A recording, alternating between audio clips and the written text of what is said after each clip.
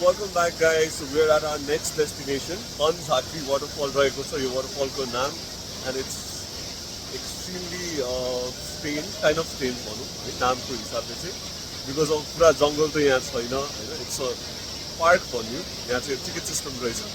So एकदमै रमाइलो ठाउँ छ, you guys can check out. The waterfall is huge and it looks lovely. There are tons of tourists out here exploring the waterfall, and it's a great vibe out here.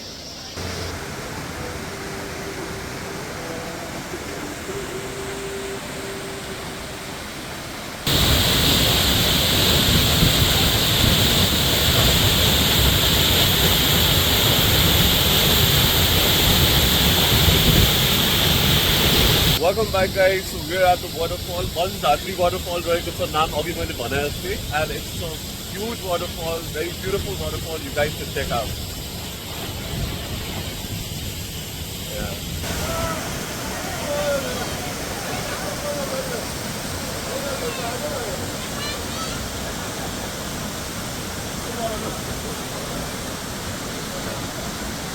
Welcome back guys. So we're still at the waterfall. अनि एकदमै रमाइलो भइरहेछ अघि मैले भने जस्तै.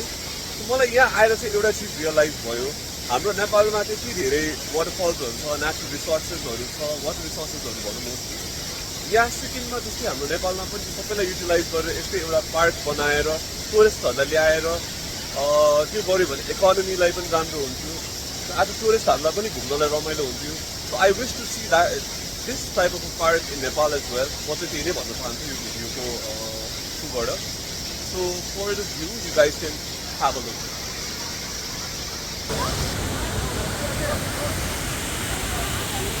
Welcome back guys. So we're still in the park. अनि एकदमै रमाइलो environment रहेको छ यहाँ. There are a lot of people. सबैजना enjoy गरिरहेको छन्.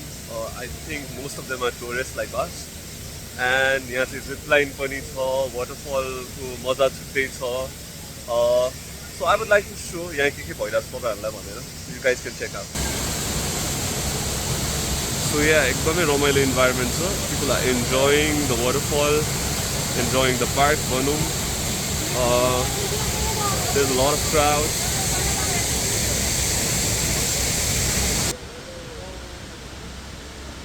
Welcome back guys.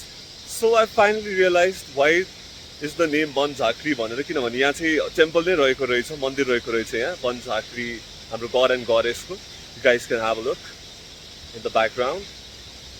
So yeah, त्यही भएर यहाँको नाम चाहिँ Ban Jhakri, वाटरफल को नाम Ban Jhakri वाटरफल, अनि यहाँको टेम्पल नै भइरहेको हुनाले temple, as you guys can see, Ban Jhakri, god and goddess.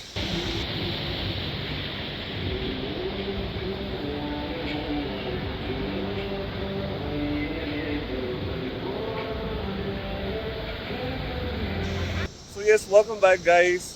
So यहाँको अर्को स्पेशालिटी भने चाहिँ यहाँ चाहिँ गजिबोजहरू रहेछ ठाउँ-ठाउँै, and it looks really good with the Tibetan art.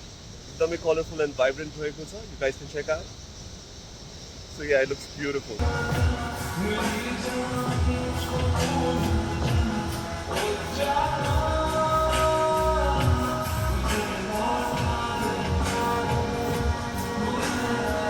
So yes, welcome back guys. We're still inside the park. अनि एकदमै रमाइलो भइरहेछ अघि मैले भने जस्तै. So यहाँ चाहिँ परफर्मेन्सेसहरुको लागि स्टेज पनि रहेछ, स्टेडियम काइन्ड अफ दिने प्लेस रहेछ यो चाहिँ. And also boating को लागि पनि यहाँ मजाको man-made pond रहेछ. You guys can check out. So yeah, family को लागि, friends सँग आउनको लागि एकदमै राम्रो प्लेस रहेको रहेछ यो पार्क.